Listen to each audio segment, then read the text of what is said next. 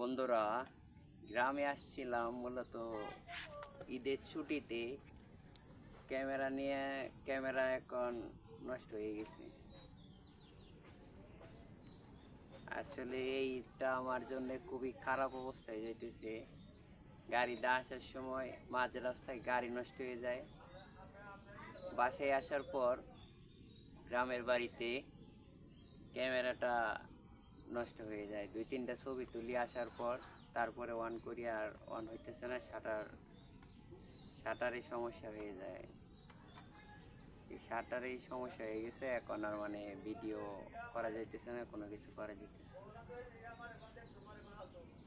আসলে বর্তমানে খারাপ সময় যাইতেছে, যে কারণে এই সমস্যাটা হইতেছে।